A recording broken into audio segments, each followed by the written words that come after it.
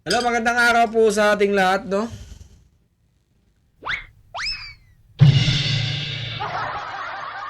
Okay, panoorin natin to isa pong kampanya ni Sam Versosa, no, sa Maynila, no?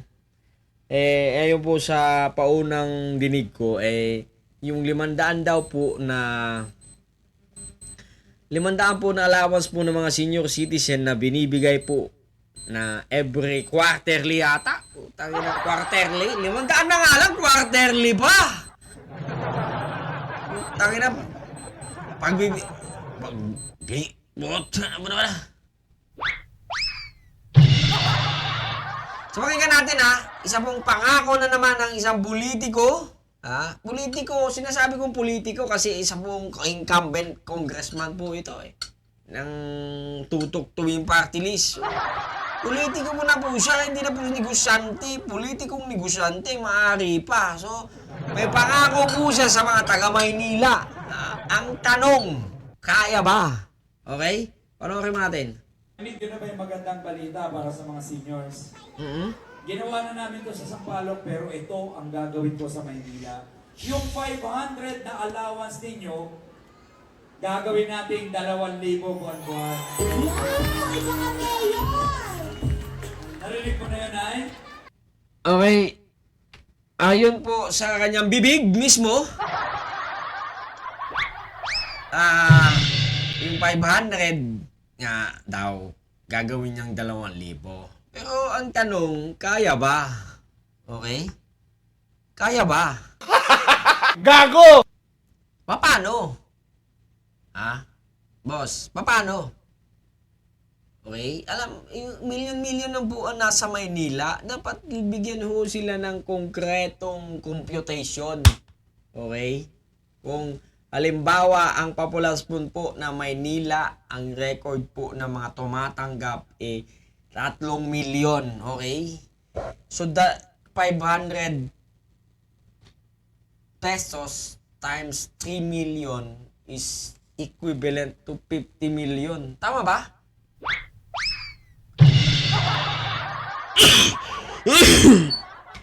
So, 3 million from 3 million to malamang 200 million. Hindi lang kasi 2,000 no? Paano ba natin kukwentahin yan? Sabihin na lang natin mas mataas pa sa mas mataas kasi nga 2,000 magdadalawang beses po na mas malaki. Okay, 2,000 sa 500 magiging 2,000. Okay? Kumpara sa 3 million.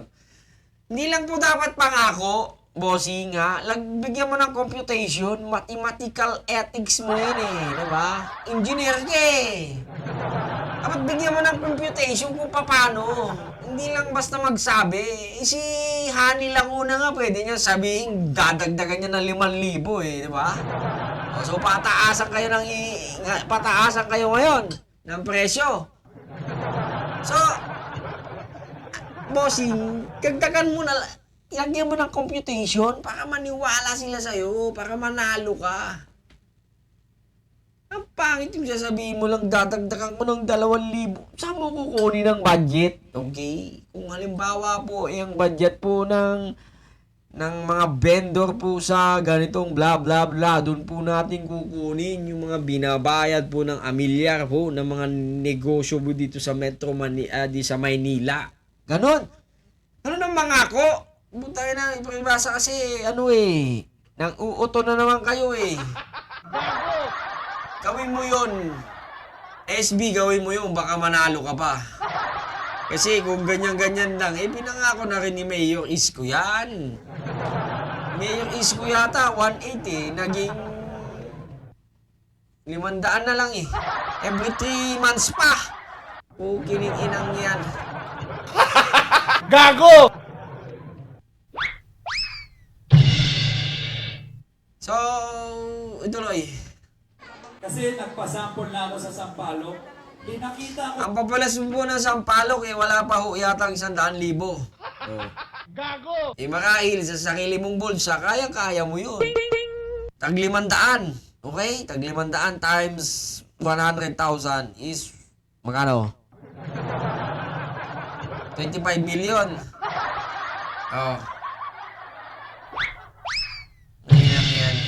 lugar namin, kung kaya kong gawin sa sarili kong bulsa, hindi dapat kayang gawin. Kaya mo yun kasi nga ilan lang ang populasyon ng ano, baka barangay hindi lang ano yan.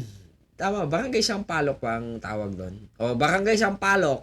O let's say 50,000 lang meron diyan. Malamang kaya mo, di ba? Eh kung 3 million na ang bibigyan mo, kaya mo pa kaya? Marahil may pera ang gobyernong Maynila, pero saan mo nga kukunin? Saan mo kukunin, di ba? Saan? Yung panawagan sa mga taong butante, kung mangako sila sa inyo, prove it. Sabihin nyo, tanong nyo kung paano nila gagawin. Hindi yung, yay, yay. Tayo na yan. Gagawin ng 2,000 ni SB. Ang tanong, kaya ba? 500 na lang dati ngayon, 2,000 na. Ang tanong, kaya ba? At paano gagawin? Ang ano po yung sabihin kaya. Buong Maynila, tama? Kaya, sabihin mo kaya yan, kayang sabihin. Pero, kaya bang gawin? Saan kukunin? Yun lamang, ha? May performance katulad ng nangyayari ngayon. Monthly ko gagawin, naka-ATM card. Kasi may tanong ako, pag ang Palakpakan! every 4 months lang, buhay renta. Every day, every month, Maintenance. may maintenance. Diba kung hindi ka nag-maintenance, ano mangyayari sa'yo? Wala na. Iba. Tigba. Huwag nating tigbakin. Dapat, monthly matanggap ninyo. 25 billion po ang budget ng Maynila. At Ano ba 25 naman? billion. Bigyan natin ng 2,000 buwan-buwan yung mga seniors. Sino ba nag-alaga sa... Wala na bang gastos? Ano? Wala na bang ibang gastos ng lokal na pamahalaan ng Maynila? Yun lang ba? Dapat kung konkretong paraan para makuha mo yun. At kung saan mo kukunin. Saan dun sa budget na yun. Mamaya, ikudita ka ng mga konsyal dyan. Di ba? Kung di mo makuha yung kalahati ng konseho dyan. Di ba? Bigyan mo sila ng konkretong kwenta kung saan mo kukunin. Di ba? Ano bata kami? Mga lolo't lola, okay lang ba kami naman mag-alaga sa inyo ngayon? Gagawin ko May po laban yan tong si SB. Kasi pera ng taong bayan yan. Tatandaan nyo, hindi yan pera ng mga namumuno, hindi yan pera ng gobyerno. Pera yan ng Manileño.